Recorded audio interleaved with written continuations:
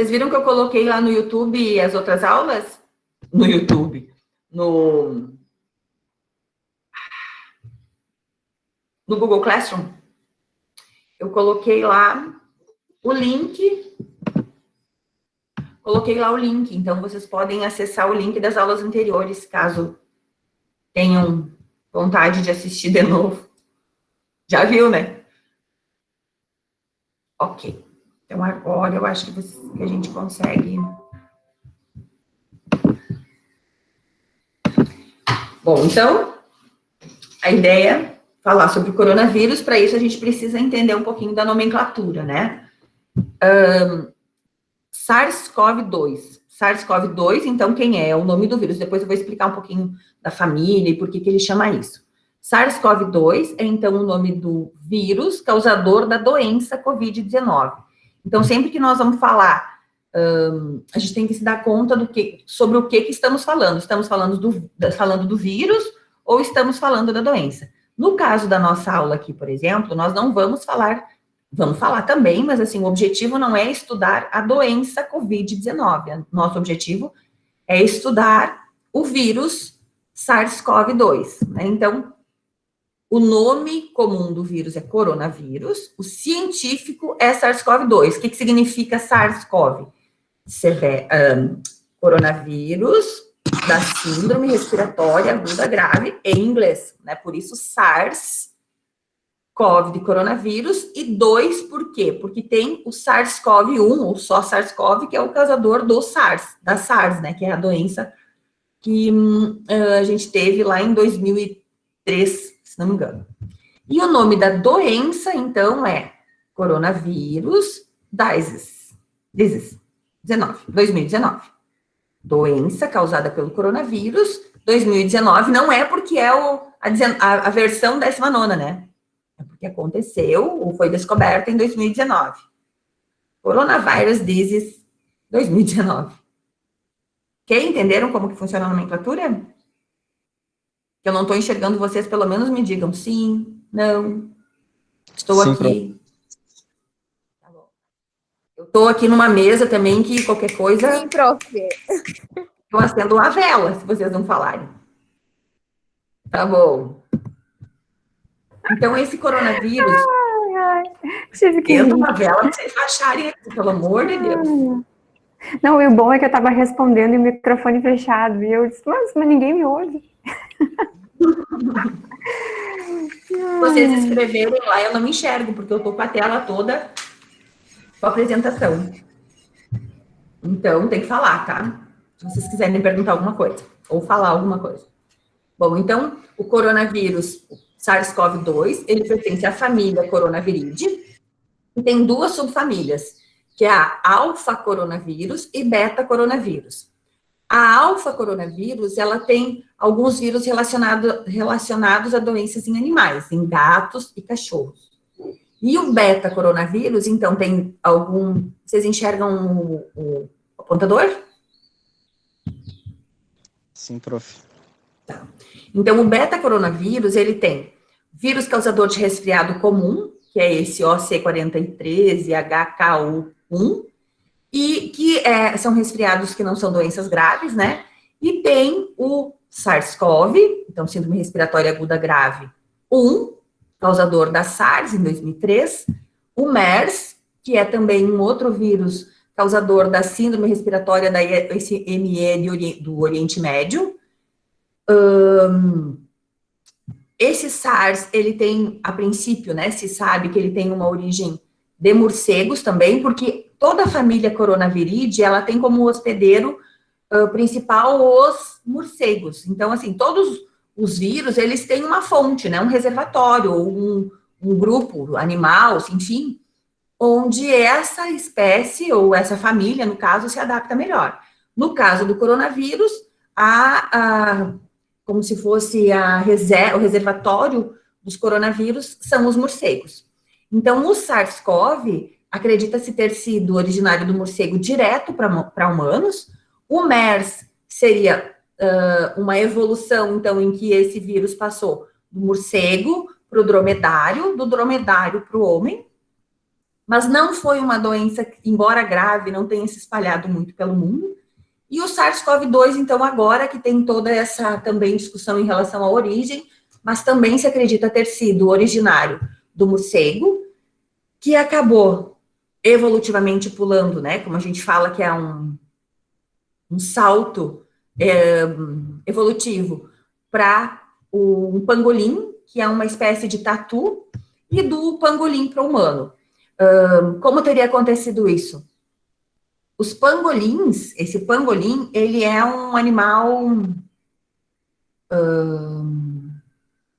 comercializado em Wuhan, na China, no caso, né? Mas em Wuhan, num mercado público. Não é um animal que se usa para alimentação. Eles se usam, é como se ele tivesse umas cascas, e essas cascas são usadas, olha só, usada para fazer chá para síndromes respiratórias ou doenças respiratórias. Então, ele é comercializado nesse mercado. E, obviamente, porque a confusão é assim, as pessoas dizem, tá, mas se comem esse animal quando cozinham, o vírus não morreu? Na verdade, ele não foi transmitido pela ingestão desse pangolim. O vírus foi transmitido pelo fato de esse pangolim ser comercializado nesse ambiente insalubre e as pessoas respirarem o mesmo ar que o pangolim respirava. Então, ele estava mesmo no trato respiratório do pangolim e contaminou pessoas nesse mercado também via respiratória, não pela ingestão. E a partir dali, então, vocês assistiram Epidemia já? Eu acho que o pessoal que fez Parasito comigo assistiu, não assistiu? Eu assisti. Epidemia é um filme bem bom para vocês assistirem, até para entender um pouquinho de qual a cadeia de transmissão de um vírus, assim, na comunidade. É bem interessante, sugiro que vocês assistem. Até posso mandar depois o link ou o nome do filme para vocês assistirem direitinho. Entenderam, então, a classificação? Onde está o nosso SARS-CoV-2 e como ele veio parar no humano? Existem teorias da conspiração que dizem que o vírus foi construído em laboratório também, né? Eu não acredito muito, porque eu acho que, assim, é muito difícil conseguir construir um vírus. E também existem vários estudos que mostram essa evolução geneticamente, né, via sequenciamento, como esse vírus conseguiu fazer esses saltos biológicos, esses saltos evolutivos. Também tem um estudo que mostra que a diferença entre o SARS e o SARS-1 e o SARS-2 é somente 12 nucleotídeos. É uma sequência de 12 nucleotídeos, que é diferente. Sabe o que é nucleotídeos, né? Da sequência de DNA lá, adenina, timina, uracila, no caso, porque é um RNA, né? Guanina, citosina. Então, é uma sequência de 12 letrinhas que mudou o mundo inteiro, né? Porque a partir dessa modificação, esse vírus passou a ser capaz de infectar humanos. Quer dizer, ele teve uma mudança no seu receptor, na sua spiker. Aqui é a nossa spiker. Ah, vocês não estão me enxergando, né? Vocês me enxergam? Sim, prof, troquei. Sim. Vocês enxergam eu? Então, vou arrumar essa tela. Eu não enxergo vocês. Vocês estão enxergando a coisinha? Aham. Sim, tô vendo. Então, foi uma modificação nessa proteína, que é a proteína S, né? Que vai ser conectada, que se liga no receptor da célula. Então, essa sequência de 12 letrinhas que modificou, permitiu que esse receptor pudesse se ligar na célula, nossa célula, que é no receptor S2, que depois a gente vai ver, que antes não acontecia. Essa é a diferença entre eles, na verdade, em relação à capacidade ou não de infectar humanos. E por que o SARS e o MERS não foram capazes de se espalhar assim como esse SARS-CoV-2? A diferença é que o SARS, ele causa uma doença muito mais grave. Então, a pessoa, quando tem SARS e quando tem MERS, ela fica muito mal direto, já vai para o hospital e já entra em isolamento. Então, ela não acontece como o SARS-CoV-2, que uma pessoa é capaz de transmitir o vírus ainda assintomática, ainda antes de ser identificado como um portador do vírus. Essa é a diferença entre eles. Então, como os outros dois, primeiro a pessoa manifesta a doença, para depois ser capaz de transmitir o vírus, então a pessoa já está em isolamento, já está no hospital, já está com todos os cuidados, né, em relação a essa transmissão, antes de conseguir transmitir, enquanto que o SARS-CoV-2 não. E isso se deve ao fato de os dois primeiros aqui se instalarem muito mais no trato respiratório inferior, enquanto o SARS-CoV-2, ele é capaz de se ligar em células que existem também no trato respiratório superior. Então, você ainda nem está manifestando sintoma da doença, mas o vírus já está se replicando na mucosa nasal, já está se replicando na mucosa da orofaringe, e você consegue expelir ele mesmo antes de ter sentido qualquer sintoma. Então, essa é a diferença em por que o SARS e o MERS não se tornaram pandêmicos, enquanto o SARS-CoV-2 sim. Entendido? Anotaram? Professora, Oi. é certo então a gente falar que o coronavírus ele surgiu especificamente pela interferência humana? Porque eu lembro que eu li muito tempo atrás, assim, bem no começo da pandemia, que no futuro, sim, teria, mas que esse cruzamento entre o morcego e o pangolim seria muito improvável de acontecer na natureza. Então, no caso, a gente pode atribuir aos seres humanos, então, esse cruzamento. Você pode atribuir aos seres humanos pelo fato de eles terem invadido uma floresta, por exemplo, por eles captarem animais silvestres, e esses animais silvestres você não tem como controlar, você não sabe o que eles portam. A maioria deles portam vários vírus diferentes, inclusive a gente está aqui falando mal dos chineses, mas o pessoal daqui caça tatu, caça capivara, né? E invade as florestas para caçar animal silvestre, que não é muito diferente.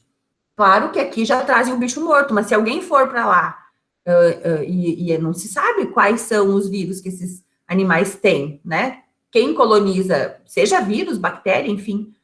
Mas a interferência humana é nesse sentido, invadir ambientes que antes não eram frequentados por humanos, e aí você acaba dando possibilidades para essas misturas, né? Para essas, como que se diz? Para essas...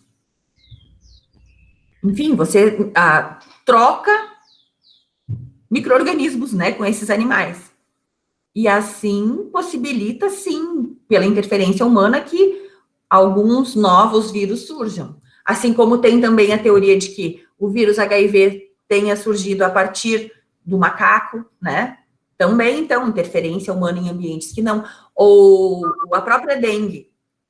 A dengue, na verdade, quer dizer que os insetos, a gente invadiu tanto as florestas que os insetos acabaram invadindo o nosso ambiente também. Então, interferência humana nesse sentido, mas não no sentido de ter criado o vírus em um laboratório. Entendeu a diferença? Uhum. Que alguns textos são mais tendenciosos a dizer, assim, interferência humana, porque o homem está brincando de ser Deus, e, enfim, né, tem esse viés também. Esse não acredito, mas também não duvido, né? Mas o viés de, sim, interferência humana em ambientes antes desconhecidos, e por isso esses vírus invadirem o nosso ambiente, aí sim. Todos eles aqui, vocês viram, surgem de animais, né? O SARS-CoV-1 também do morcego, o MERS do morcego para o dromedário, e o SARS-CoV-2, morcego, pangolim, né? Então, ainda não há relatos de transmissão de coronavírus, que são essas espécies aqui, entre cães e gatos e humanos, né? Já tem relatos de transmissão do homem para o gato, mas do gato para o homem, não. Alguém está querendo entrar, será? Não sei, então... Aqui alguém queria entrar. Ok? Tem alguma dúvida em relação a isso? Não? Tranquilo? Ok, se tiverem, perguntem.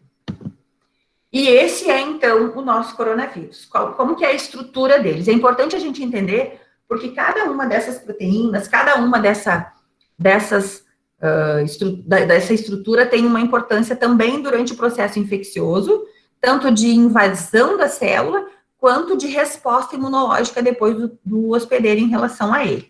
Então, olhem aqui. É o mesmo nossa imagem aqui do nosso vírus que eu já ensinei para vocês e mostrei para vocês na aula passada. Então, ele tem um envelope, né? Quer dizer, é um vírus envelopado. Esse envelope, que é aqui, esse envelope aqui, ele é glicoproteico, quer dizer, ele é formado por essas proteínas, então são glicoproteínas. Essa parte aqui, que é a parte estrutural do envelope, ela é uma bicamada lipídica, porque ela se origina da membrana, né? Então, é uma bicamada lipídica com fosfolipídios, normal. E aí, a gente tem as proteínas. A proteína responsável pela ligação do vírus na célula hospedeira, na nossa célula, no caso, é a spiker, que é essa proteína S aqui, spike protein.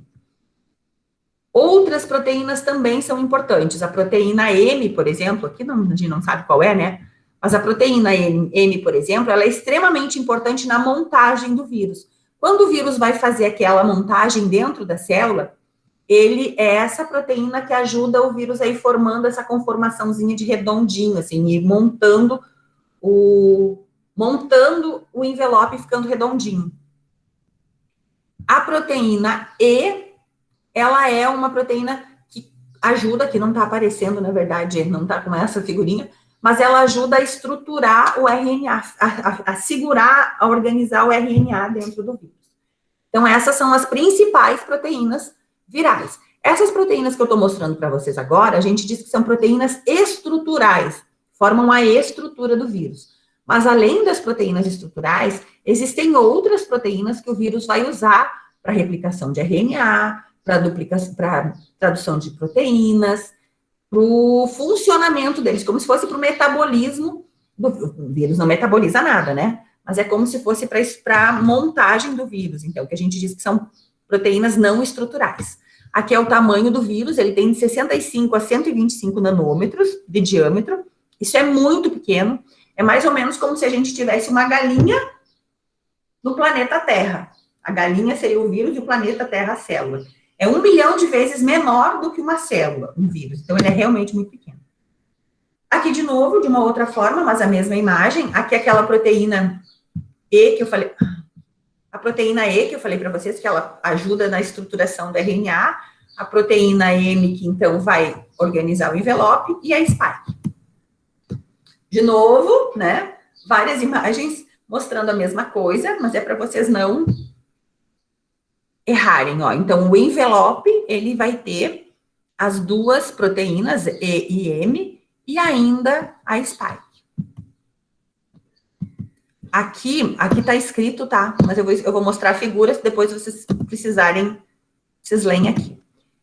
O que esse vírus tem de interessante, então, aqui? Que ele é um vírus RNA não segmentado. Lembram que eu falei lá numa aula anterior que os vírus podem ser RNA ou DNA, e o RNA pode ser fita simples, fita dupla, segmentado, inteiro, pode, ou não, né, segmentado ou não, pode ser fita positiva ou negativa.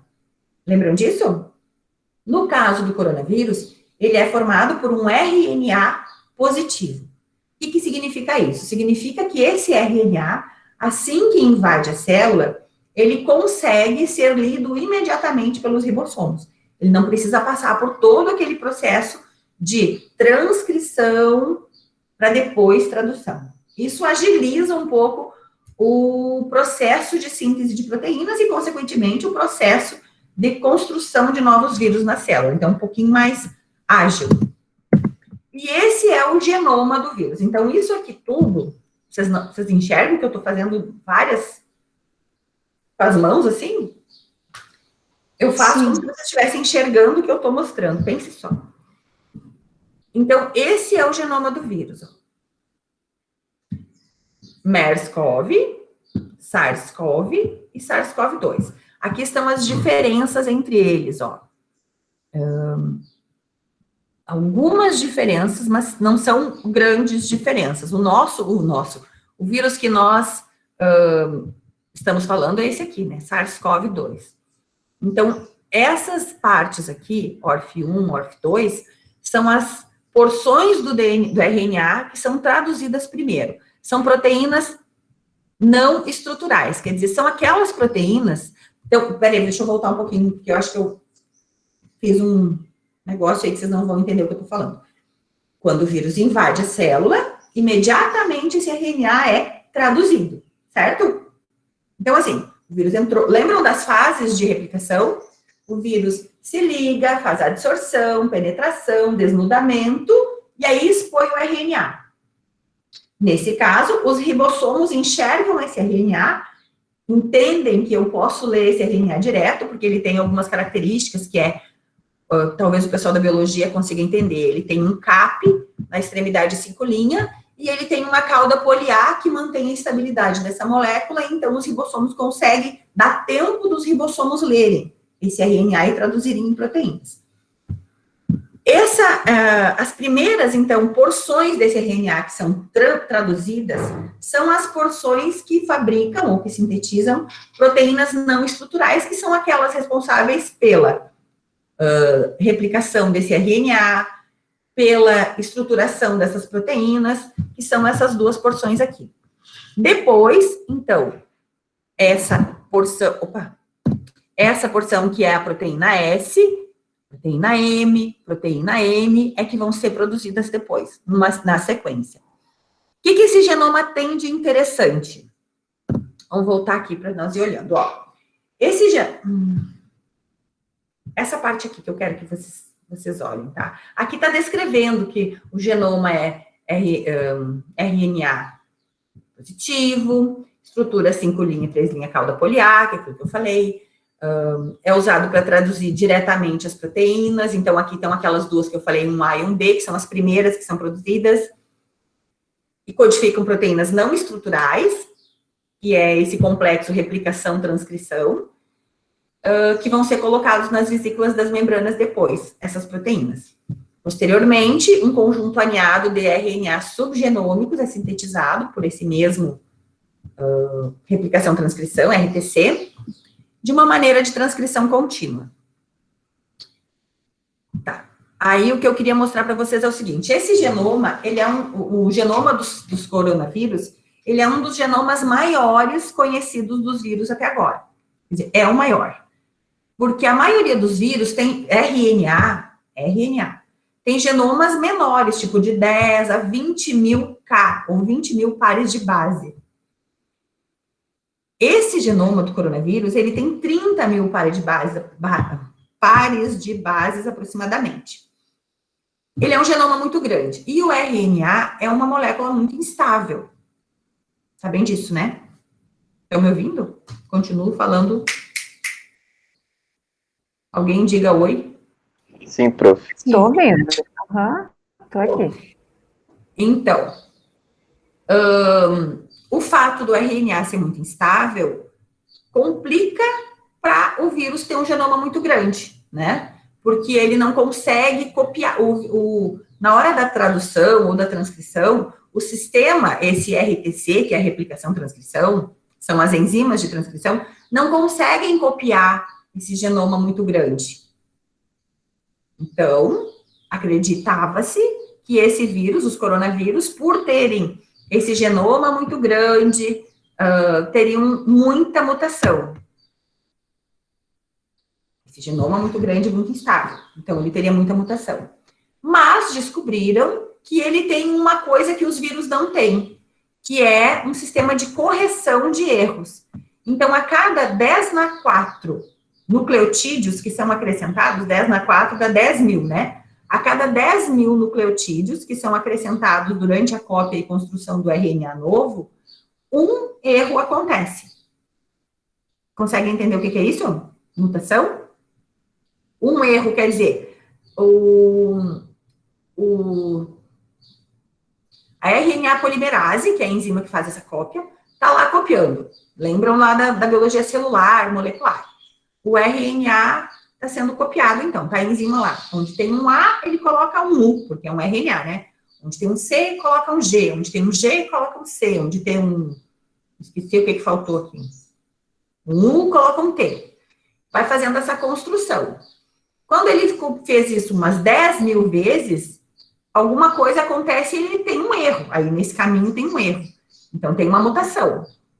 Os próximos 10.000, outra chance de outra mutação. Essa é a frequência que foi descrita ocorrer mutação nos coronavírus. Só que o coronavírus, ele tem essa enzima que a gente chama de exorribonuclease 3'5', que é, na verdade, uma enzima que enxerga esse erro. Então, por exemplo, tinha um C, tinha que colocar um G. Essa enzima vai lá e vê que ali foi colocado um A, por exemplo, tira esse A e coloca a letrinha certa, coloca o nucleotídeo certo. Então, ele faz a correção desses erros. Isso faz com que esse vírus, embora tenha um tamanho muito maior do que os outros vírus RNA, não tenha uma instabilidade tão grande quanto. Então, ele é um pouquinho mais estável do que os outros vírus RNA. Entenderam? Qual a implicação disso, será? Pensem cá comigo. Lembram que sempre a gente fala, lá na outra aula nós falamos, os vírus RNA, como, por exemplo, o vírus da influenza, ele é um vírus, por ser um vírus RNA e ser instável, ele sofre muita mutação, e esse é o motivo pelo qual não conseguimos vacina até hoje? Lembram dessa conversa? Porque ele sofre muita mutação, e a mutação sempre vai acontecer, quer dizer, sempre não. E quando a mutação acontece na proteína de superfície, que é a proteína que os anticorpos reconheceriam, os anticorpos não reconhecem mais, e esse vírus vai precisar ser, e esse sistema imunológico vai ter que precisar ser estimulado de novo para essa nova proteína, né? Isso é o resultado de uma mutação do que a gente enxerga, assim. E no caso do coronavírus, ele tem um genoma muito grande. O fato de ter um genoma muito grande, 30 kb, muito maior do que a maioria que tem 10, implica em ele ter uma probabilidade de mutação muito grande.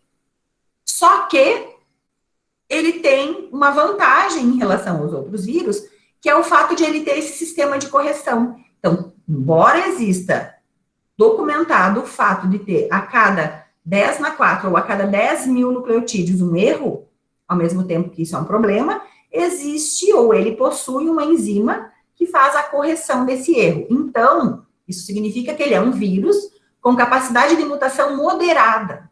Não é um vírus com capacidade de mutação alta, como, por exemplo, o influenza.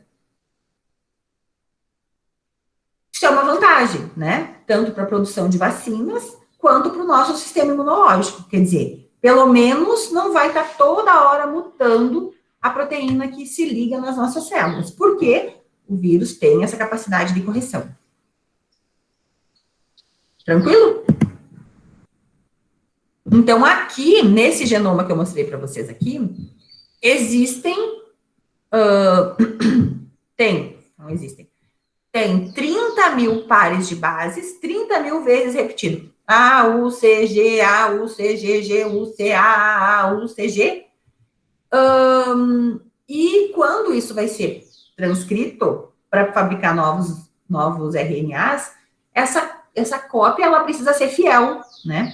Se ela não for fiel, que significa que houve alguma mutação. E dependendo, imaginem vocês, dentro dessa sequência de 30.000 letrinhas, em qual lugar vai acontecer essa mutação? Se acontecer essa mutação aqui na proteína S, o gene, né, que traduz a proteína S, então a proteína S não vai mais ser a mesma de antes. Se a proteína S, a spike não for a mesma de antes, então ela não vai ser reconhecida pelo mesmo anticorpo, né? Se a mutação for muito grande, então ela não vai mais ser reconhecida pela célula do hospedeiro. Ou pode ser uma mutação que permita a esse vírus ser reconhecido por uma outra célula diferente ainda. Então, por exemplo, o que aconteceu para o vírus saltar do pangolim para o humano? O pangolim não tem o receptor ACE2, que é o que nós temos aqui nas nossas células, o ACE2, esse. Alguma coisa aconteceu nessa proteína, então alguma mutação, e a mutação já está descrita, essa sequência de 12 pares de bases. Esses 12 pares de bases foram inseridos nesse lugarzinho do genoma aqui, nessa proteína S. É isso que se sabe até hoje, talvez daqui a pouco descubram alguma outra mutação também. Mas até hoje o que se sabe é que essa sequência de 12 letras, de 12 nucleotídeos, foi inserida aqui nessa proteína spike, E agora, essa spike é reconhecida pelo receptor, esse ACE2, que permite esse vírus a se ligar em várias células do nosso corpo, que antes ele não conseguia. Antes ele conseguia se ligar lá nas células do pangolim, e antes ainda nem do pangolim, antes ainda do morcego.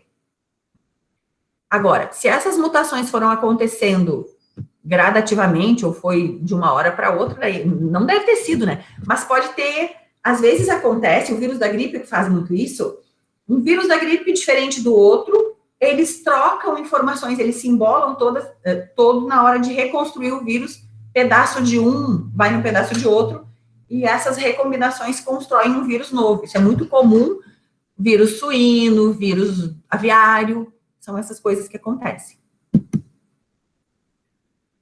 Aqui está, então, aquilo que eu falei para vocês de onde o vírus se liga. Essa é a spike, a proteína S, e esse receptor aqui, ACE2, é o receptor que está na célula do hospedeiro.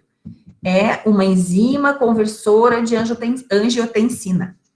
Essa enzima conversora de angiotensina, ela existe nas células com a função de converter essa angiotensina. Então, tem vários processos, ela é uma enzima, tem vários processos que essa enzima participa e a função dela na célula normal é regular vasodilatação e vasoconstrição. Então, e a partir dessa vasodilatação e vasoconstrição, essa enzima regula a pressão arterial.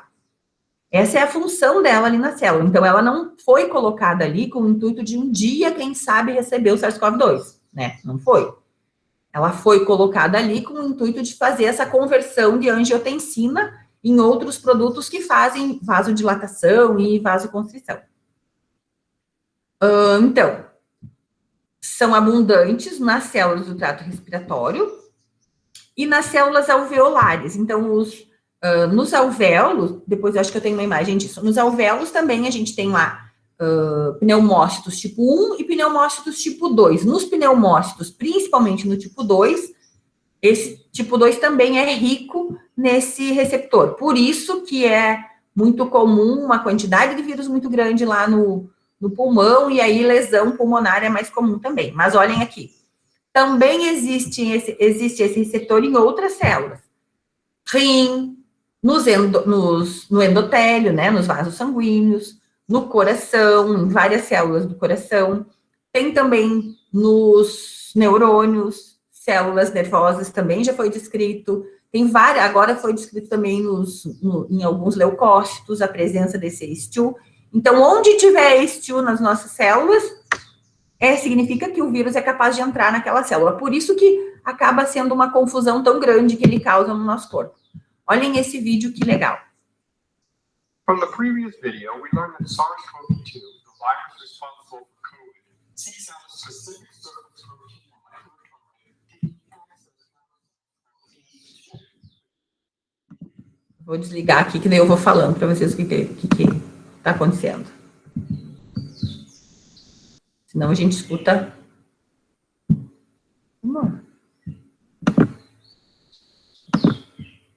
Aí, ó, então tá aí, o vírus com todas as suas proteínas de superfície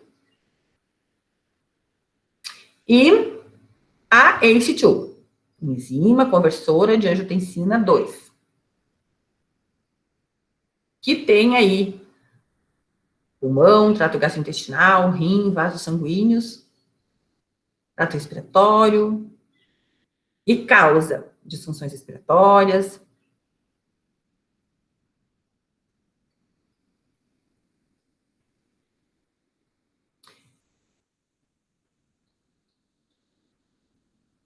varia, né? A quantidade de receptor varia de pessoa para pessoa em cada célula. Aí vai mostrar agora a função dessa ACE2. Então, o vírus ligou, ele regula esse sistema angiotensina, que é o sistema de vasoconstrição e vasodilatação que eu estava falando para vocês.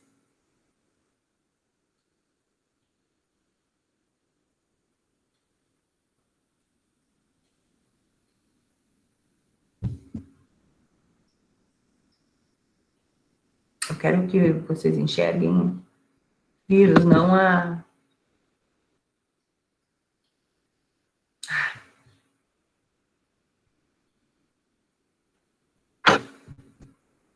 Na verdade,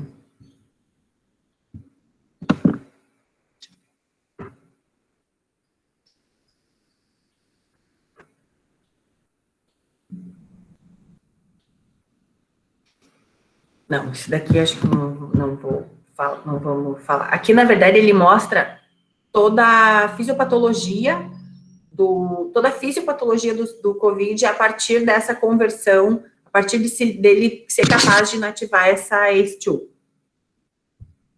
Mas não é isso que eu quero mostrar para vocês agora, isso da COVID. Depois vocês podem assistir, se quiserem, para entender como funciona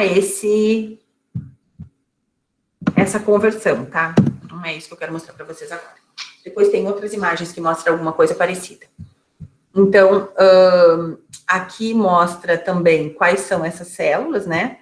E como esse vírus vai agir. Ele impede. Se antes essa enzima tinha uma função específica, que era essa conversão de angiotensina, agora ela não funciona mais. No momento que o vírus se liga ali, ela não consegue mais fazer essa conversão, porque tem uma outra enzima que o vírus tem, que quebra a ligação, que quebra essa proteína aí, no meio, para o vírus poder entrar dentro da célula. Então, ela perde função, e perdendo função, todos esses órgãos depois vão ser afetados em função dessa coisa de vasoconstrição e vasodilatação, e além do sistema imunológico que é ativado aqui.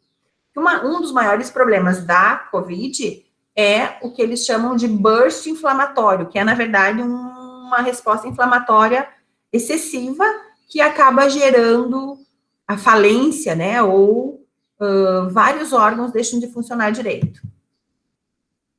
Aqui está falando também, nesse artigo conta que foi encontrado o vírus no cérebro de alguns pacientes e também de animais experimentais, e isso resulta em confusão mental, perda de memória, ou também estão tentando explicar com isso a insuficiência respiratória induzida, que o SARS-CoV faria com que a pessoa não fosse mais capaz de fazer o seu processo de respiração direito. Aqui, de novo, mostra, eu vou te dizer que eu não sei explicar isso tudo direito, porque envolve um monte de fisiologia para conseguir entender como, e imunologia para conseguir entender como é essa fisiopatologia. Teria que estudar mais uns 3 dias, mais ou menos. Mas o que o vírus acaba fazendo no pulmão, por exemplo, que é então onde a gravidade da doença é maior, é que ele invade... Se não tem uma foto do pulmão. Acho mais parecido a isso aqui. Então, os alvéolos dos pulmões são aquela porção do pulmão responsável pelas trocas gasosas, né? Troca oxigênio por gás carbônico. Por isso que quando se está com Covid, se cuida muito a concentração de oxigênio circulante, que é o que a gente chama de oximetria.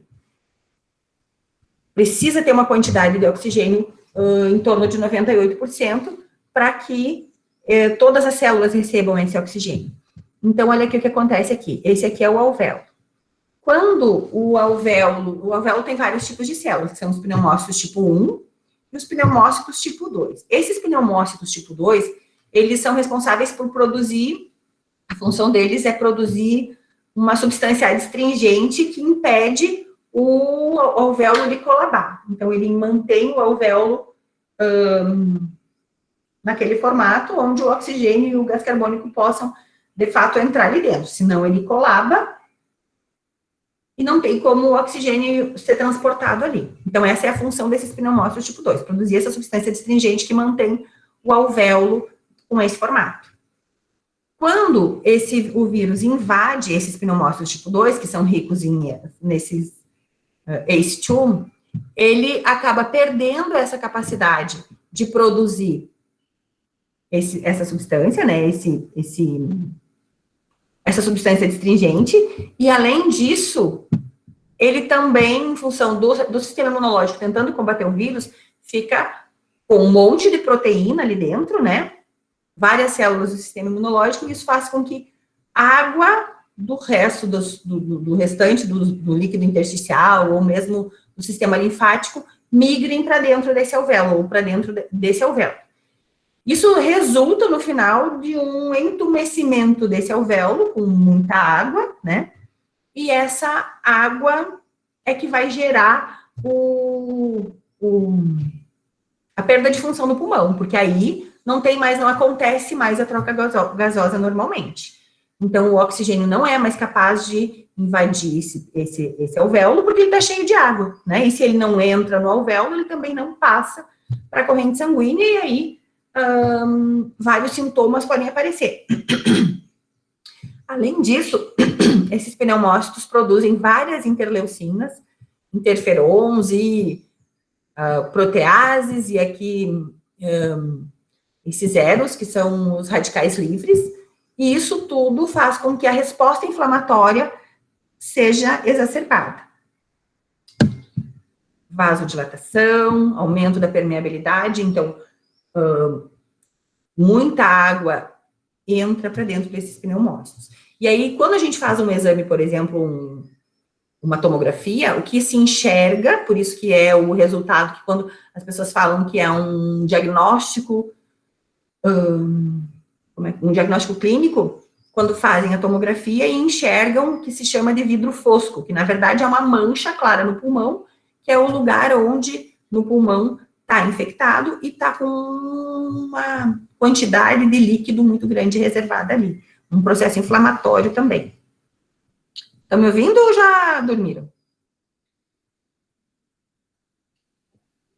Estou ouvindo. Tô aqui, prof. Tá bom. Vocês conseguiram entender mais ou menos como isso funciona? Sim. Bem mais ou menos? Muito pouco. Na verdade, não é fácil, né? Vou te dizer que eu também não entendi muito bem. O que eu entendi foi isso aí que eu consegui contar para vocês. Então, aqui tem o processo de infecção desse pneumócito tipo 2, a imagem, o vírus entrando, sendo traduzido, os vírus sendo montados e sendo liberados depois. Aqui está como acontece a replicação do vírus. Também a gente já viu e não tem nada de diferente daquilo que a gente já estudou. O vírus é endocitado, o RNA é exposto, proteínas fabricadas, então aquelas naquela sequência que a gente falou antes, primeiras proteínas não estruturais, depois proteínas subgenômicas, que são aquelas estruturais, o complexo de Golgi organiza essas proteínas, manda para a membrana, o pessoal da biologia talvez consiga entender isso, diz que é bom, né? Essa endocitose acredita-se ser mediada por clatrina, o pessoal da biologia também deve entender mais isso do que o pessoal da Nutri, e depois esse Golgi expõe essas proteínas lá na superfície e é eliminado por exocitose, que na verdade vai ser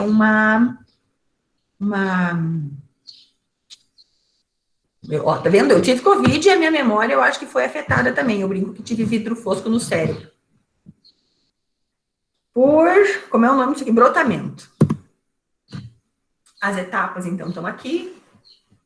A entrada do vírus, fusão da membrana, por endocitose, libera genoma viral, tradução primeiro da polimerase, replicação do RNA para fabricar novos RNAs virais, transcrição subgenômica, para aquelas proteínas não estruturais, proteínas estruturais, organiza o núcleo capsídeo, forma o vírus e libera por exocitose. E aí o vírus pode infectar novas células. Aqui é a mesma coisa, de novo, então não precisa eu explicar, só são vários desenhos para vocês entenderem como acontece. Então imagina que, quando a gente fala em produção de vacina, o que a gente espera que uma vacina faça nessa imagem aqui, por exemplo? A vacina, ela deve impedir que aconteça isso daqui, né? A ligação entre a proteína spike e o receptor da célula. Essa é a função de um anticorpo. As vacinas a gente não vai falar hoje. Essa seria a função de um anticorpo, né? Então, a vacina produziria anticorpos que reconheceriam essas proteínas de superfície.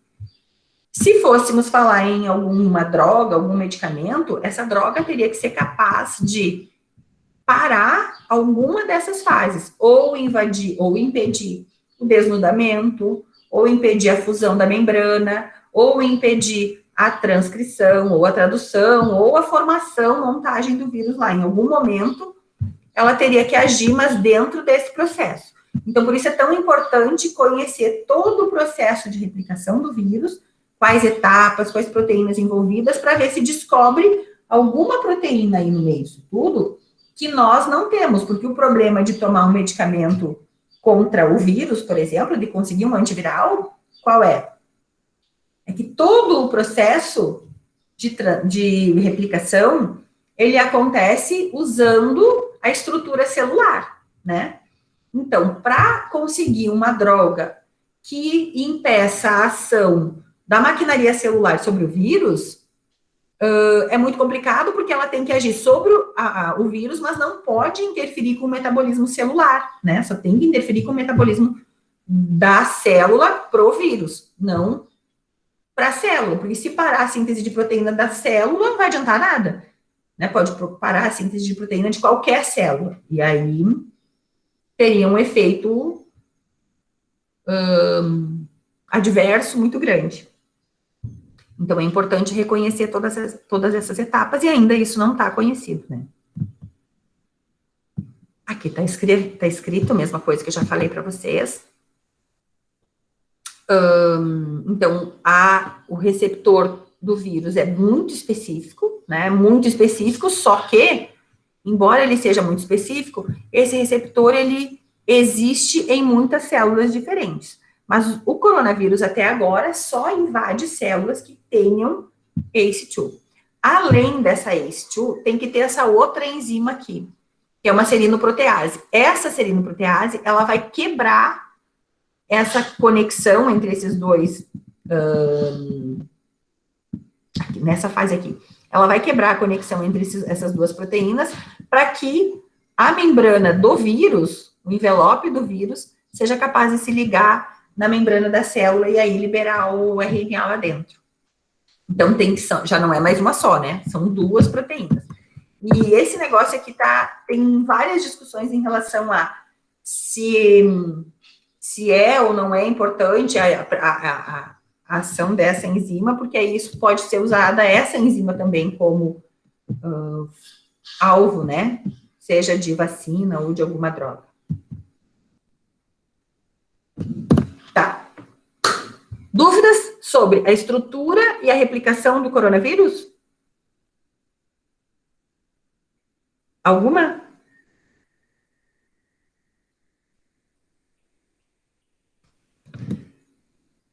A vela está acesa.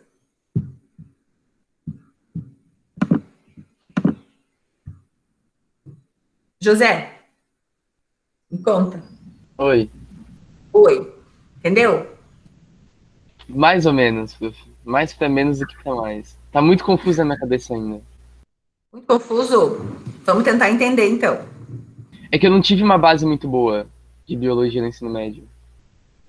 Tu é da Nutri? Isso. Na verdade, a Nutri tem um pouquinho de dificuldade para entender o processo o processo celular, né? E molecular, assim. Mas conseguiu entender que o vírus precisa ter um receptor específico na célula, sim? Sim, essa parte aí sim. Que ele invade a célula e faz um monte de coisa lá dentro. Sim, que tem uns processos, Cada processo precisa de uma enzima, mas quem fabrica as enzimas são a célula, a partir do comando do vírus. Uhum. E depois manda os vírus para fora. O pessoal da bio já tem que entender o que é um RNA positivo, tem que entender o que é a tradução que acontece ali, o que o Golgi faz ali. Um pouquinho melhor, assim. O que é uma endocitose mediada por clatrina. Cadê o pessoal da bio aí? Cleiton?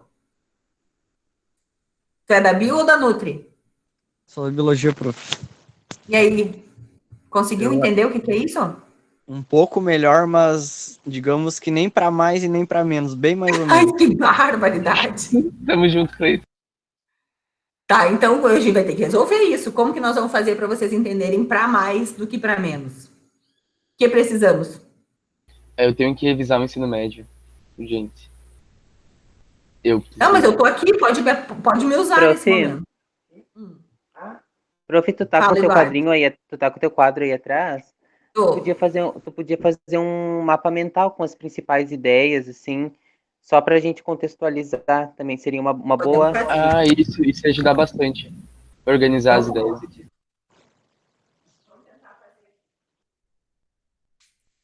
Estão vendo? Sim, prof. Tirar a apresentação.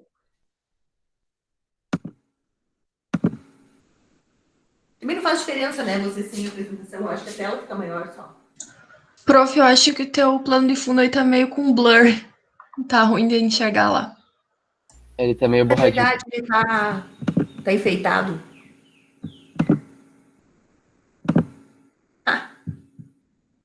Agora vai melhorar. Deu? Melhorou? Sim. Então vamos ver o que a gente precisa saber sobre ele. Primeiro, a gente precisa saber um pouco sobre quem é o coronavírus, né? Então, vamos colocar aqui como classificação. Então, pensam lá comigo, quem é? É um vírus pertencente à família Coronaviridae, tem vários irmãos, né? Tem vários outros vírus pertencentes à mesma família, conhecidos como causadores de doenças em humanos e animais. São 7, em humanos, quer dizer, são 7 diferentes. Desses 7 diferentes, então, tem 2 que não causam doenças graves. Então, 7 ao todo, né? 2 que não causam doenças graves em humanos, que causam apenas resfriados comuns, circulam entre nós há muito tempo. Existe o SARS-CoV-1, que é o vírus causador da síndrome respiratória aguda grave, que aconteceu, então, lá em 2003, a descoberta desse vírus, mas que não se alastrou muito pela gravidade da doença. Não se alastrou muito porque o SARS-CoV-1 é diferente do 2, porque os sintomas aparecem antes da pessoa começar a transmitir o vírus. O MERS-CoV é síndrome respiratória do Oriente Médio. Essa síndrome respiratória do Oriente Médio foi transmitida lá no morcego, no dromedário. Também não se alastrou pelo mesmo motivo do SARS-CoV-1. E o SARS-CoV-1, esses são em humanos. E aí tem mais aqueles 2 de animais. Então, são os mais conhecidos como causadores de doenças. Mas, ao todo, a família Coronaviridae tem mais de 40 espécies de vírus já identificadas e catalogadas. Mas só 7 são conhecidas como causadoras de doenças entre nós. Então, classificado o coronavírus, a gente tem que conhecer como ele é, certo? Como ele é. Então, se vocês forem pensar comigo como é o coronavírus, ele é. O que eu já contei para vocês? Conseguem lembrar de alguma? Vão me dizendo as características que eu falei para vocês até agora. Ele é envelopado ou nu? Envelopado. Envelopado. Qual a implicação disso? Ele tem que ser transmitido por algum tipo de secreção, né? Qual é a secreção? Lembram disso? O vírus nu, ele pode ser transmitido por água e alimentos, e o vírus envelopado, por ele ter a membrana, ser muito sensível, vai ser sempre transmitido por uma secreção, seja essa secreção urina, fezes, sangue, sêmen, gotículas do trato respiratório, né? No caso do coronavírus, qual é a forma de transmissão? Vou dar cola. Saliva. Como? Perdigotos, não é? Perdigotos, isso mesmo. É verdade. Perdigotos. E ele é transmitido por perdigotos por ser um vírus envelopado, né? E aí lembram toda aquela discussão da semana passada que, ele pode ficar suspenso no ar ou não. O vírus sozinho, não. Mas os perdigotos contendo o vírus, sim, né? Então, o fato de ele ser envelopado implica isso. Outra característica do coronavírus. Que vocês lembram que a gente falou agora, por exemplo, que é importante. Ele é um vírus RNA positivo. Qual a implicação disso?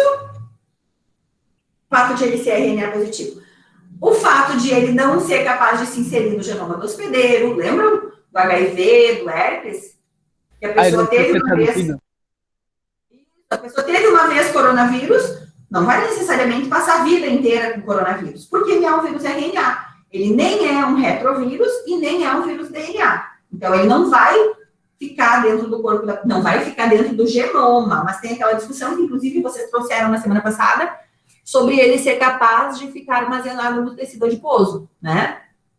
Não sei se alguém mais leu alguma coisa sobre isso, mas então, ele é um vírus RNA, além do RNA ser instável, geneticamente, sofrer mais mutação, mas esse vírus, embora tenha um genoma grande, seja RNA e por isso seja fácil de sofrer mutação, ele tem aquele sistema de correção, a exorribonuclease, que deixa ele um pouquinho menos mutável, né? Então, ele tem uma capacidade de mutação moderada e não é alta como, por exemplo, a influenza.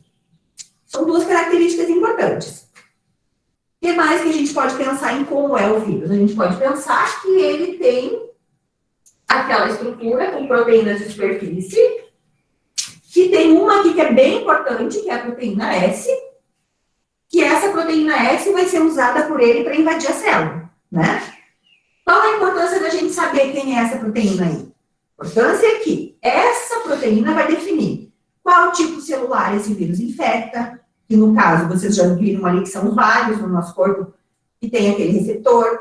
Implica em a gente saber que se uma mutação acontecer no gene, naquela partezinha do genoma aqui, que codifica essa proteína, e se conforme o nível de mutação dessa proteína, talvez esse vírus possa passar a reconhecer um outro tipo celular, talvez o anticorpo não funcione, né? Quem define essas coisas vai ser essa proteína aqui, que é a spike.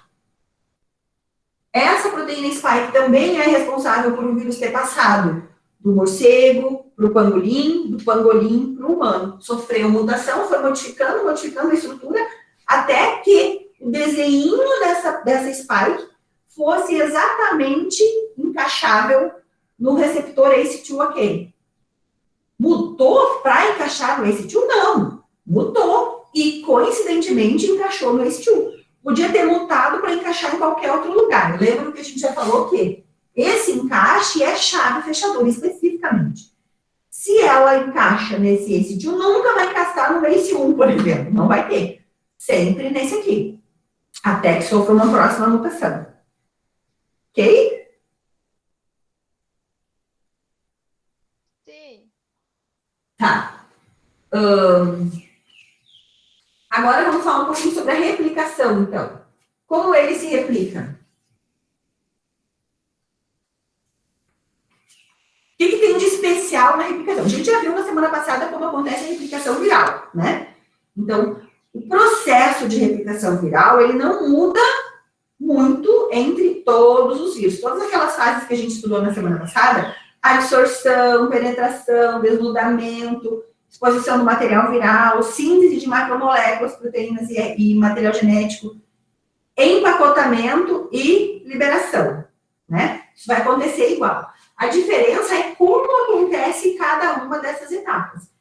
Como acontece cada uma dessas etapas é a forma que os estudiosos, os cientistas podem encontrar uma droga para impedir aquela fase. Por exemplo, o sistema imunológico pode agir de alguma forma em alguma dessas fases, como é o caso que eu falei para vocês antes da adsorção, né? Quer dizer, os anticorpos, eles vão reconhecer a spike, se ligar na spike, e aí não deixam o vírus se ligar na célula. Essa seria a função dos anticorpos quando produzidos aí. Então, cada etapa da replicação fornece uma informação diferente. Como que é a replicação do coronavírus, então? Invade a célula pelo ACE2, penetra na célula por uma endocitose mediada por clatrina. Essa endocitose mediada por clatrina é que tem umas proteínas na célula que elas fazem uma coisa muito legal. Aqui está a membrana da célula, o vírus ligou aqui, ó. proteína está aqui. Aí aqui dentro vem outras proteínas e elas vão fazendo elas vão dobrando essa membrana até que a membrana forme em volta, ela endocita, na verdade, né? Ela vai fazendo isso daqui até que então o vírus consegue entrar para dentro da célula. Então essa aqui, por que isso é importante? Pode ser que se encontre uma droga que seja capaz de impedir esse processo de endocitose. Pronto, o vírus não entra na célula, acabou a infecção aí. Depois, o que acontece aqui? Depois que o vírus entrou na célula, qual a próxima fase agora? Vocês podem me ver. O que acontece agora?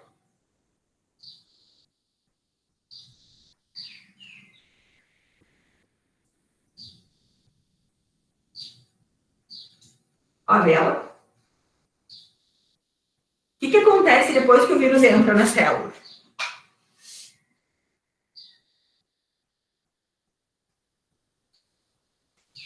Desnudamento é depois ou agora, prof?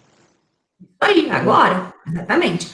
Agora, o vírus está aqui dentro. Não tem nenhum papel, nenhuma coisa para apagar. O vírus está aqui dentro. E ele precisa ser quebrado, toda essa estrutura, né? Que no caso vai ser destruir a membrana, destruir também aquelas proteínas que estão ligadas no material genético para expor o RNA. Como é um RNA positivo, imediatamente os ribossomos se ligam aqui. Aí lembram que tem aquele desenho lá que eu mostrei para vocês, que é os quadradinhos do RNA. Cada quadradinho significa uma sequência de poliproteínas que vão ser responsáveis por alguma coisa do vírus. Então, começa a traduzir aqui as proteínas, faz a transcrição e fabrica vírus novos, RNAs novos. Depois, isso tudo aqui vai ser montado. E por fim, meu Deus, tá bonito o desenho? E por fim, o vírus vai brotar aqui e ir embora para infectar outra célula. Então, é assim que ele replica, a replicação dele.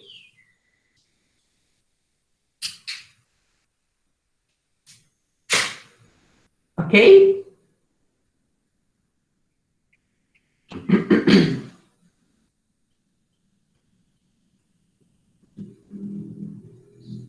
Alguma dúvida? Eu acho que em relação ao vírus, é isso. Depois a gente preenche aqui do outro lado com o que o vírus pode fazer. Quem ele é, como ele é e como ele se replica, que é o que importa pra gente, que a gente estudou até agora. Conseguiram entender um pouquinho melhor? Resumidamente? Sim, prof. Ficou bem melhor. Ok.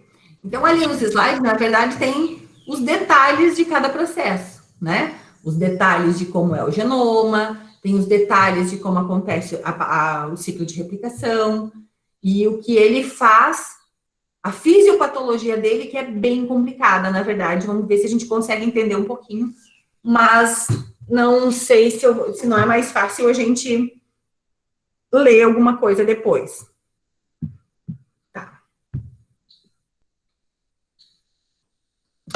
Aí, o que tem aqui ainda, que eu deixei organizado para vocês, é...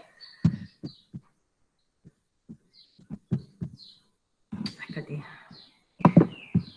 Deixa eu botar aqui de novo.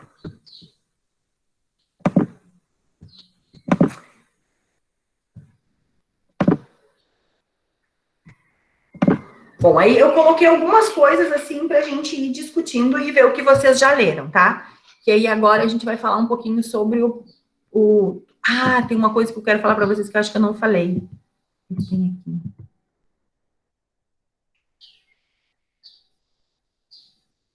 Então, o negócio do sangue.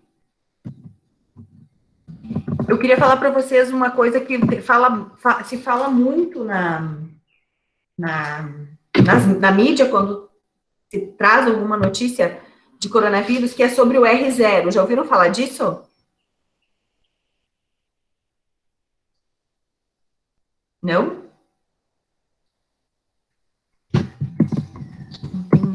slide, acho que fala sobre isso.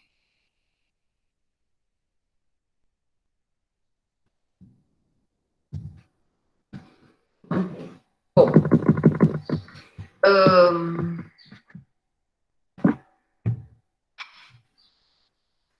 o vírus, então, o coronavírus, ele tem uma capacidade de infecção que é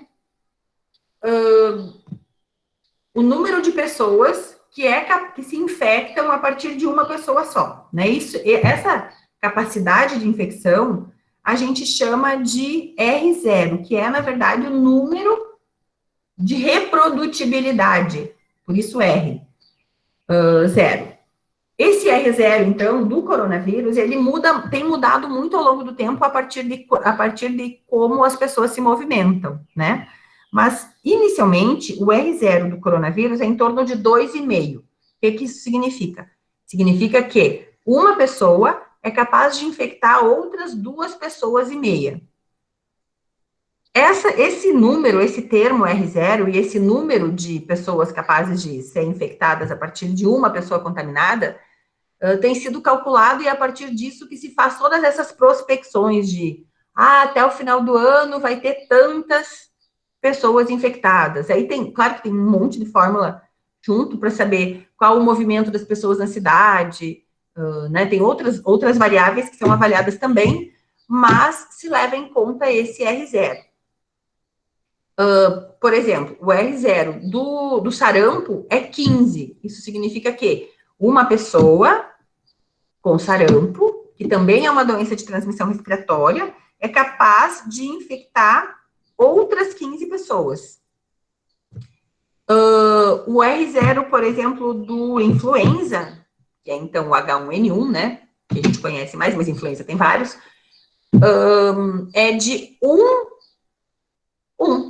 Então, uma pessoa é capaz de infectar outra uma pessoa. E o do coronavírus é 2,5. Entenderam? Então, sempre que falarem isso na televisão, saibam o que é. R0 é a capacidade que uma pessoa tem de infectar outras. Quantos? O R0 no Brasil tem sido calculado em 1,5. O R0 subiu, o R0 baixou. Então, significa que se o R0 subiu, significa que uma pessoa está infectando mais pessoas. E quando que uma pessoa infecta mais pessoas? A depender da circulação, né? A possibilidade de, por exemplo, muita gente andando de ônibus, volta às escolas, esse tipo de coisa vai aumentando o R0 ou diminuindo. Tá? Outra coisa que eu queria falar para vocês em relação às máscaras. Qual que vocês acham, ou como vocês acham que as máscaras são eficientes, ou por que as máscaras são eficientes? Eu acho que ela impede que aquelas gotículas entrem na nossa via aérea. Eu acho que é isso. É isso aí. Então, a máscara realmente... Pode falar. E as máscaras, elas deixam de ser eficientes a partir do momento que você não usa os elásticos para ajeitar ela. É verdade. Prof, eu tenho uma amiga minha que é médica, que veio de São Paulo, e ela trabalha aqui no SUS aqui em Palmeira, e, cara, eu vi até ela, infelizmente, ajeitando. Se tu tá usando a máscara para impedir que o vírus entre em contato com a tua boca ou com o teu trato respiratório, por que você vai colocar a mão ali, que supostamente é a área que vai estar contaminada? Então... Sabe o que acontece? Eu acho que fica tudo tão no automático que meio que desliga, assim. Mas realmente não pode, né? A máscara, além de proteger essa parte, na verdade, tu tem que não cuidar para não ficar colocando a mão nos olhos, né? Não adianta usar máscara debaixo do nariz. Sim. Tem toda essa questão também que é bem importante que seja cuidado. Mas a função da máscara é justamente essa. Quando a gente espirra, aí tem um estudo, eu não sei se eu coloquei aqui aquela imagem. Ai, eu acho que eu não coloquei. Aqui, ó. Prof, quando a gente respira dentro, quando a gente espirra dentro da máscara, que horror. Aí, na verdade, tu vai conforme a máscara, né? Aí que tá a história. Por exemplo, se for uma N95, a proteção vai ser muito maior. Tem até alguns estudos que falam qual é o percentual de proteção de cada tecido e de cada tipo de máscara. Eu não vou saber agora te dizer de cor.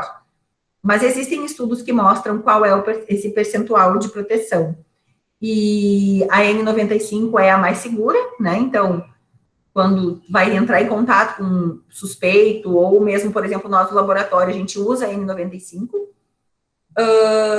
E aquela máscara branca, a de TNT branca, aquela cirúrgica, também tem um nível de proteção bem alto, não como a N95, mas tem um nível de proteção bem alto. Essas de tecido, elas protegem, porque qualquer coisa que você pôr na frente da boca vai proteger, né? Mas elas, nem todas são eficientes, só que como a gente não controla qual tecido, se faz de tudo hoje, né? Não se sabe exatamente qual é a eficiência, porque não se sabe exatamente qual tecido. O correto seria uma máscara de algodão, com a trama o mais fechada possível e dupla. Mas não é isso que está sendo usado. Mas antes, uma máscara assim do que nenhuma, né? Então, aqui eu tenho um estudo, tá aqui, o artigo fica aqui embaixo. Ah, não, esse aqui não é de artigo. Acho que do site da universidade, da revista. Leiam isso daqui, é bem legal, foi até eu que escrevi. Sabe aquela revista Arco, da UFSM? Tem uma reportagem sobre coronavírus, como ele sobrevive no ar. Leiam lá, que ela tá bem legal, tá aqui o link para acessar. Então, aqui tem uma imagem que mostra assim, tosse, falar, né, falar, quando você fala, você emite esses perdigotos, e nós emitimos, em média, 40 mil perdigotos durante o falar, né, a 1 metro. Quando você tosse, 10, a velocidade aqui, 1 metro por segundo, 10 metros por segundo, e 50 metros por segundo, a velocidade com que esses perdigotos são emitidos. E aqui embaixo, a distância que esses perdigotos alcançam. Então, ao falar, por isso que fala assim, mantém uma distância de 1,5 metro a 2 metros. Ao falar, 1 metro de distância, a gente consegue emitir perdigotos, isso sem máscara, né? Ao tossir, 2 metros de distância você emite perdigotos ainda, e ao espirrar, 6 metros você emite esses perdigotos ainda. E esses perdigotos, então, é que vão ter milhares e milhares de partículas virais dentro deles em suspensão. Ok? Então, a máscara realmente torna eficiente. Meu Deus. A máscara torna eficiente impedindo a liberação desses perdigotos. Aí aqui tem alguns. Esse aqui é uma página do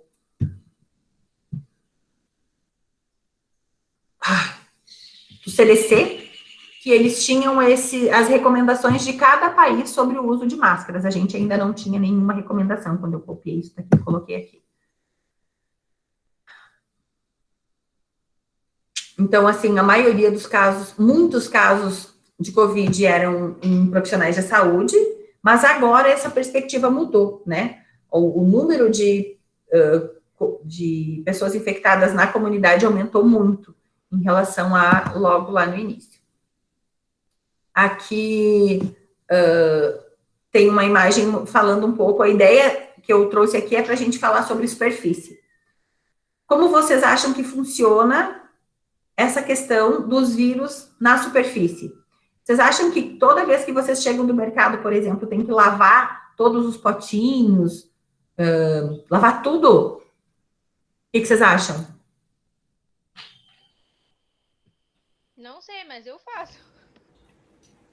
Eu lavo tudo também. Já fiz, mas já sei. Demora, sei lá. É 1 hora para limpar tudo, meu Deus. É uma lavação, que nem eu digo. É uma lavação, né?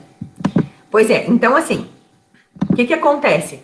Quando a gente, qualquer superfície, se tratando de qualquer superfície, corrimão, não só compras do mercado, ou enfim, a questão é, o vírus sozinho, ele não sobrevive ali. A gente até já falou sobre isso numa outra situação, né? Quando falamos lá dos vírus envelopados.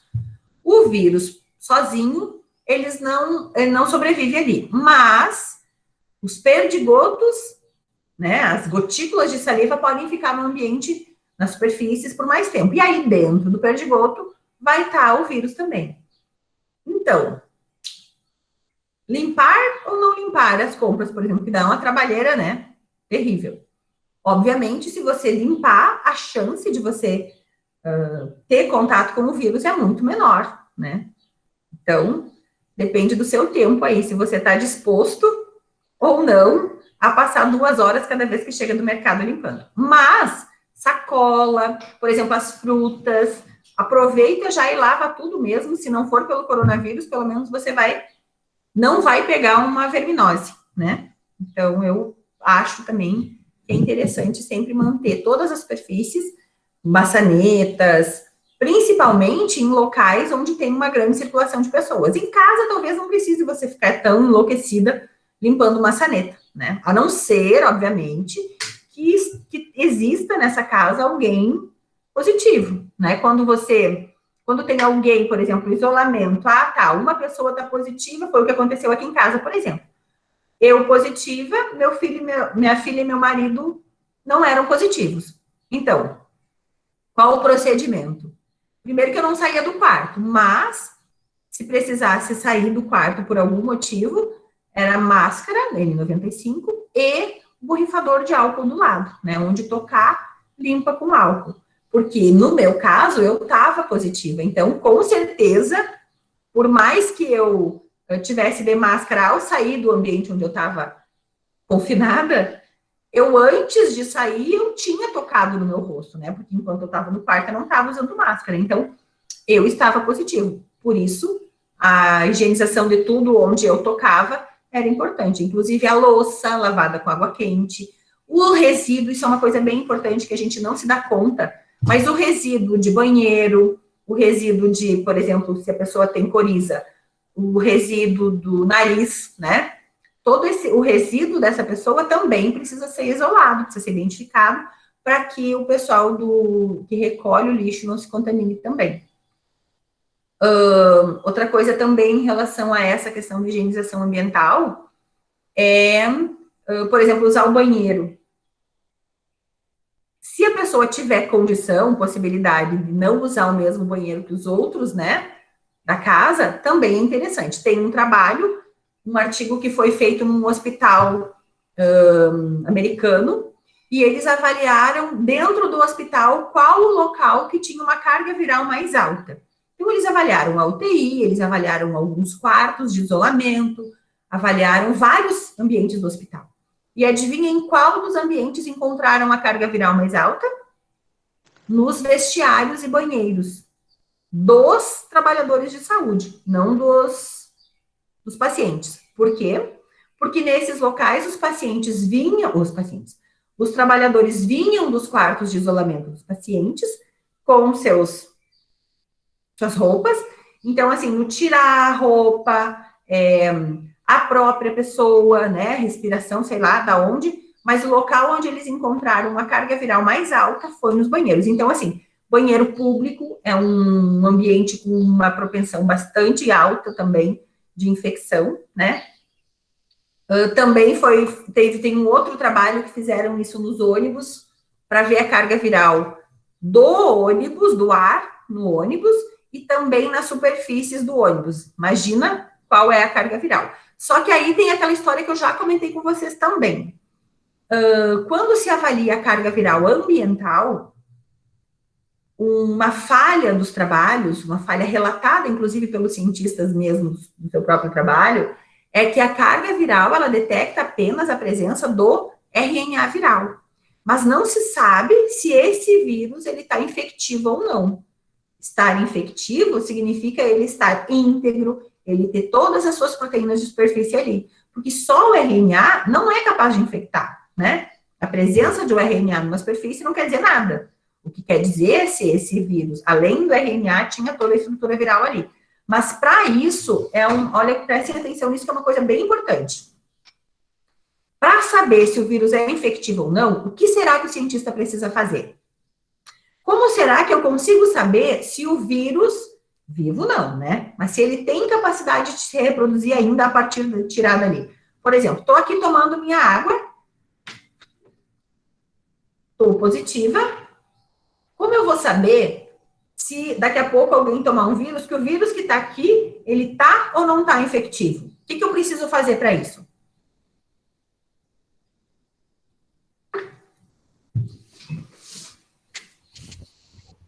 O que será?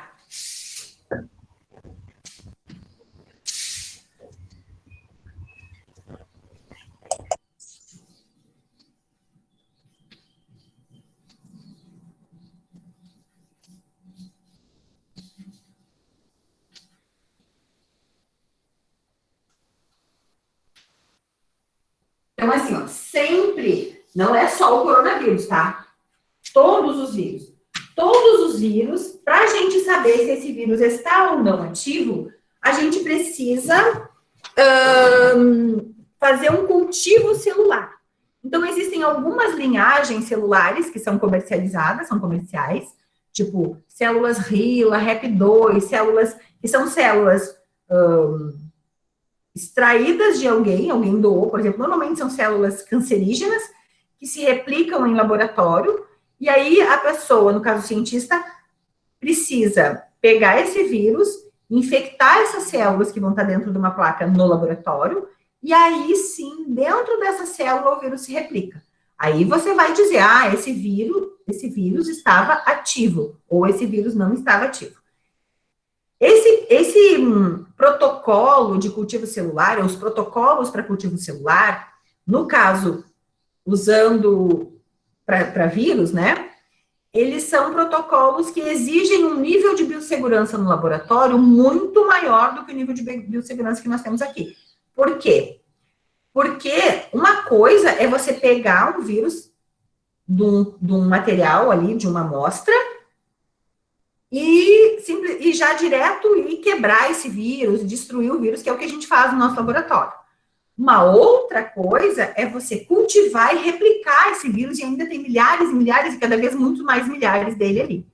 Para isso, você precisa ter um laboratório de nível de biossegurança 3, que é aquele, sabe aqueles que tem que aparece nos filmes, que você fica respirando por aquele cano? É um laboratório que a gente não tem aqui. Então, nós, por exemplo, não temos condições de fazer.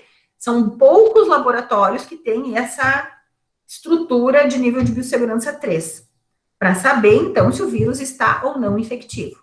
Entenderam a diferença?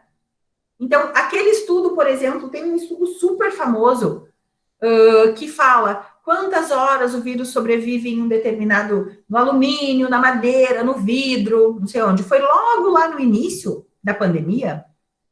Esse estudo ficou super famoso. O que eles fizeram foi pegaram uma suspensão com... Estão me ouvindo ainda ou eu já estou falando sozinho? Tô aqui, prof. Tô aqui, prof. Tá. Eles pegaram uma suspensão do vírus, quer dizer, uma aguinha com vírus, né? E borrifaram essa água, sempre com a mesma temperatura, a mesma umidade do ambiente, e borrifaram em superfícies diferentes. E aí foram testando 24, 48, 72, né, horas, para ver quando ainda tinha vírus detectável ali. Só que o que eles detectaram? Até 72 horas depois, em algumas superfícies, eles detectaram RNA viral. Mas a gente não tem essa informação de que esse RNA viral, ou que esse vírus detectado 72 horas depois na madeira, por exemplo, ainda está infectivo. Essa informação a gente ainda não tem. Porque não foi feito depois esse trabalho em função disso que eu já falei para vocês. Precisa ser um laboratório de nível de biossegurança 3. Cultivo celular não é uma coisa tão fácil quanto... É mais difícil ainda que o PCR, que já é difícil também. Então, não foi feito assim muito fácil. Tem uma outra coisa. Aqui o negócio do sangue, que daí a gente já falou lá no início, né? Tipo sanguíneo. Então, existem evidências por estudos epidemiológicos que mostram que pessoas com sangue tipo O têm uma propensão menor, tanto à infecção pelo vírus, quanto o agravamento da doença. E dizem, então, que pessoas que têm sangue tipo A têm uma tendência à infecção e o agravamento da doença maior do que os outros tipos. Eu sou sangue tipo A, meu marido é sangue tipo O. Meu marido não teve e eu tive, né? Então, talvez tenha alguma coisa a ver com isso mesmo.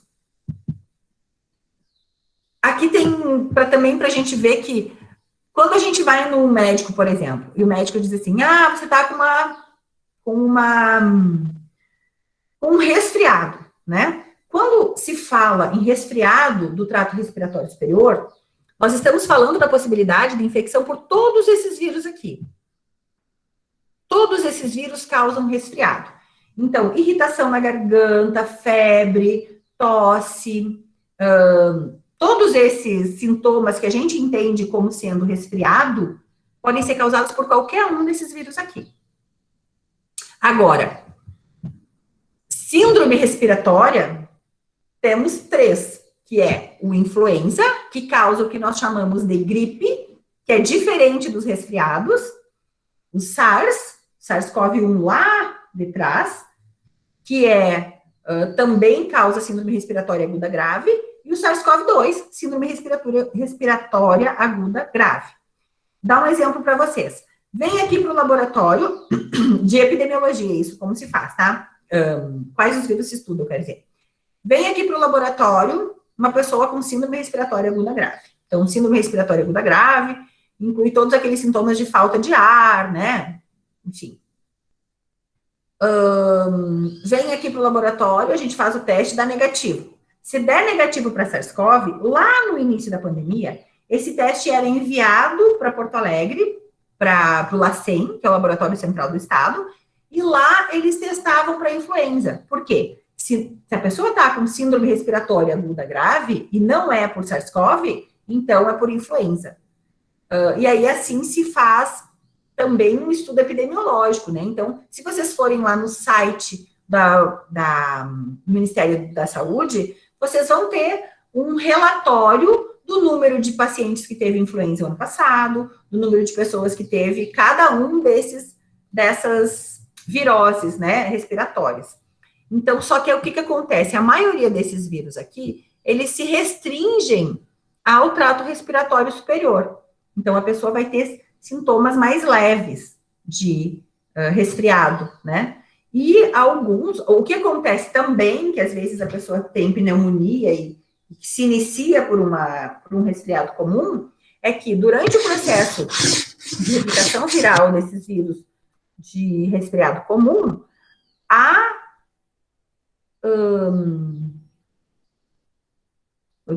o epitélio do trato respiratório superior fica tão agredido que permite o que a gente chama de infecção secundária, que são bactérias que invadem e chegam no pulmão, causando ou bronquites ou pneumonias.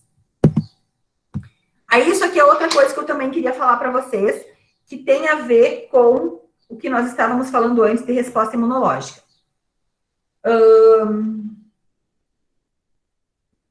O que acontece? O vírus invade, então tem a ver com o ciclo de replicação ali, tá? O vírus invade a célula. Estão me ouvindo? Digam oi. Oi, tô escutando. Tá bom. Então, assim, o vírus invade a célula, né? E ele vai levar uns 3, 4 dias até começar a aparecer. O que significa isso? Pensem. Se você foi infectado com uma carga viral muito baixa, né? Sei lá, 20 partículas virais chegaram no teu trato respiratório superior. Invadiram aqui a mucosa nasal, a mucosa oral, enfim, a mucosa da nasofaringe. Esses 20 vírus, pensem no tamanho do vírus, né? Uma galinha no planeta Terra. O vírus encontrou o receptor lá na célula, se ligou, entrou, começou o processo de replicação.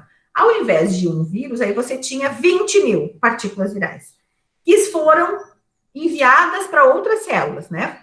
Foram para outras células, invadiram outras células, se replicaram. Ok, então ali mais ou menos no terceiro, quarto dia, a partir do início do processo de infecção, aí você começa a sentir alguns sintomas, né?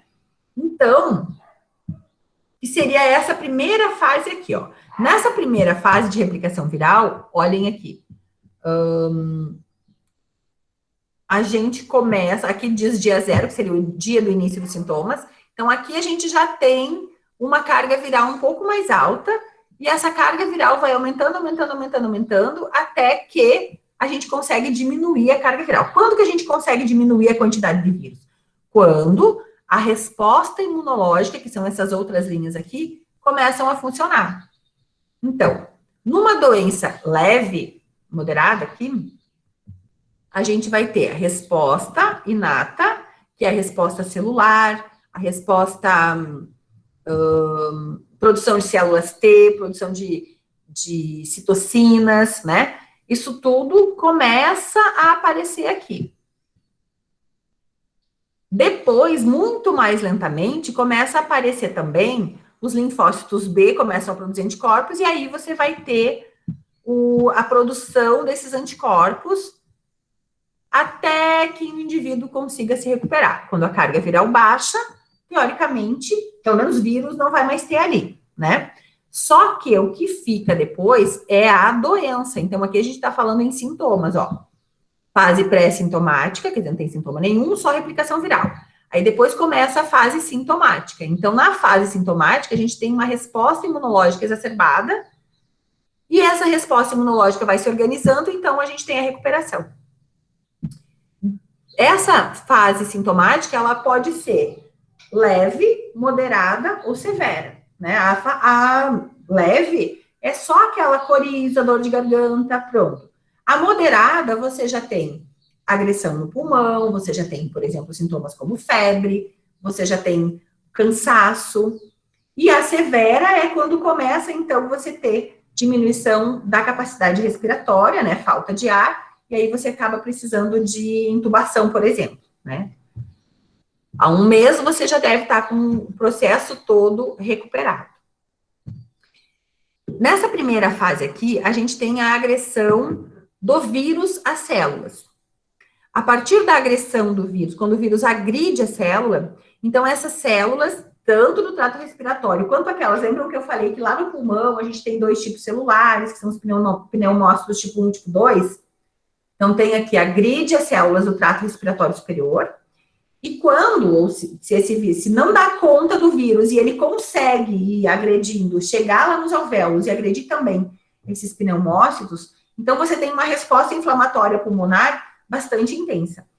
E além dessa resposta inflamatória no pulmão, também o vírus gera uma resposta inflamatória generalizada, e tem vários outros sintomas. Induz trombose, por exemplo,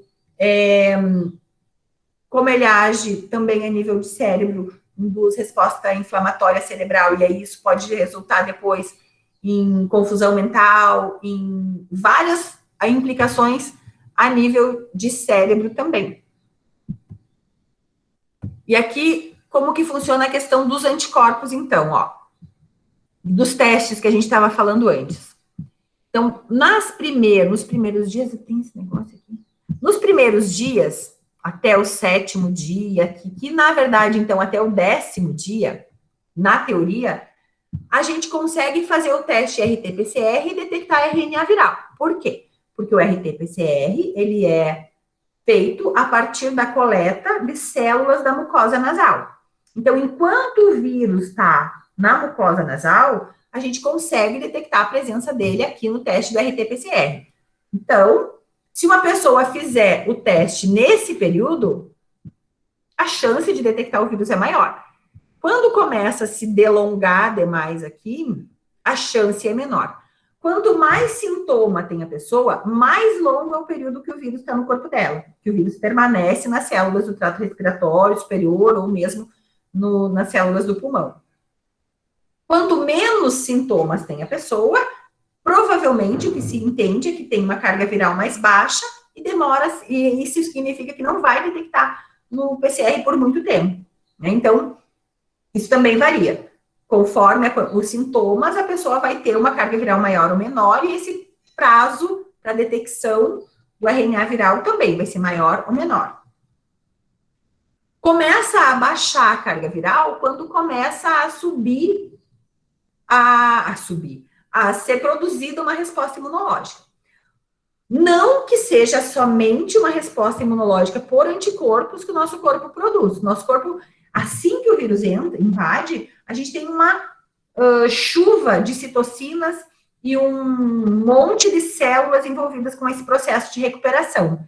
Então, essas células e essas citocinas tentam combater o vírus, ao mesmo tempo que os anticorpos são produzidos. O que a gente consegue detectar no laboratório não são essas células. A gente não consegue ver linfócitos T, por exemplo, não consegue medir, mas a gente consegue medir anticorpos. Então, o primeiro anticorpo a aparecer é o IgM. Esse IgM, por isso que assim, quando faz lá o teste e o IgM dá positivo, normalmente esse paciente precisa ficar em isolamento ainda. Por quê? Porque o IgM aparece aqui ainda quando a carga viral está alta. Se a pessoa tem IgM, tem carga viral alta, fica em casa em isolamento. Se a pessoa tem IgG, a gente não sabe se ela ainda tem ou não carga viral, mas normalmente pedem para ficar mais 5 ou 7 dias em casa e depois já está liberado. Então, IgG seria o anticorpo de memória imunológica e o IgM, o anticorpo de que a pessoa ainda está com infecção aguda. Isso aqui é o que regula toda essa questão que vocês perguntaram antes. Ah, fulano deu PCR negativo, mas teve sintomas. Ah, bom, então deve ter coletado num período que ainda não tinha resposta. Aqui tem um dia a partir do sintoma. Mas, em média, 4 dias depois dos sintomas é que começa a aparecer a carga viral, 3, 4 dias é mais indicado. Então, essa é a diferença entre os testes. Conseguiram entender isso para poder explicar quando perguntarem?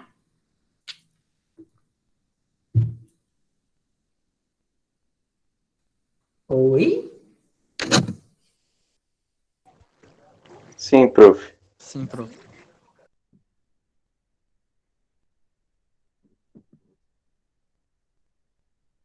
Isso, então, por hoje. Depois eu acho que não vou terminar. Eu vou mostrar só esse vídeo aqui para vocês.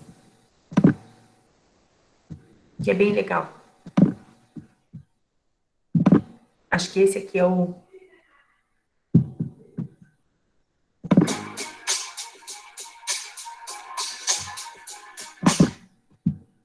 Ó, peraí.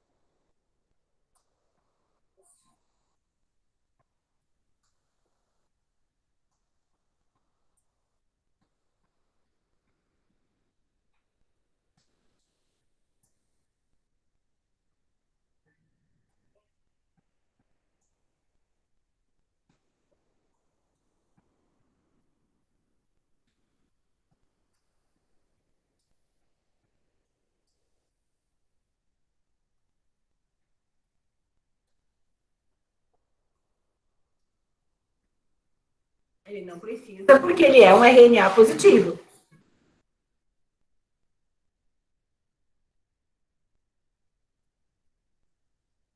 Ribossomo, RNA e a proteína embaixo.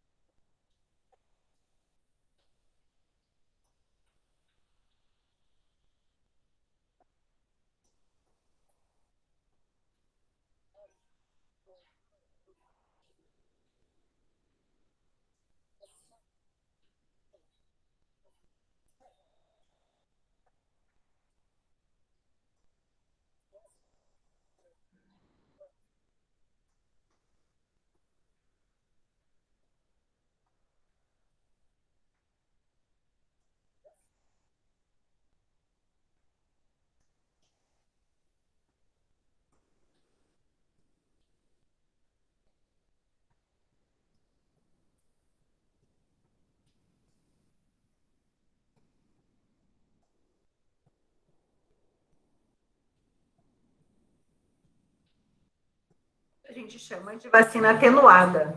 É um vírus enfraquecido.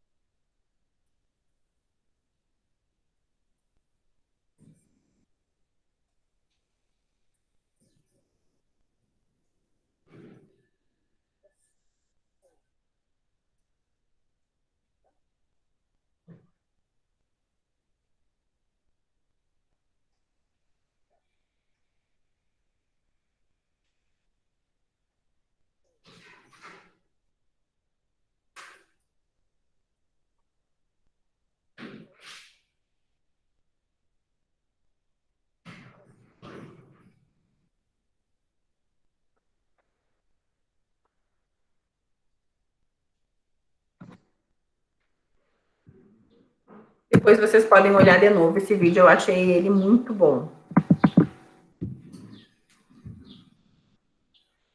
Se vocês tiverem ainda alguma dúvida, podem escrever lá no... Se quiserem saber de mais alguma coisa, escrevam lá no Google Classroom que a gente tenta responder depois. Se vocês lerem alguma coisa, mais legal ainda de vocês contarem pra gente. Tem várias outros sintomas também que estão relacionados à COVID, que é a trombose, por exemplo, reação inflamatória generalizada, isso tudo também é bem interessante de ler como acontece.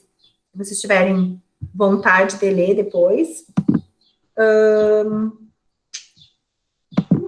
é legal. Meu Deus, que travou. Ok?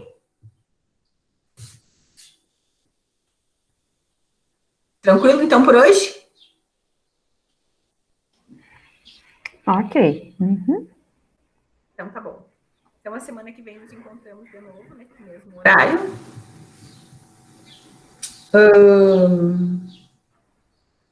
Isso. Eu vou mandar uma atividade hoje para vocês fazerem. Eu vou mandar, não sei se mando hoje, mas eu vou mandar uma atividade para vocês fazerem lá no Google Classroom, tá? Beleza?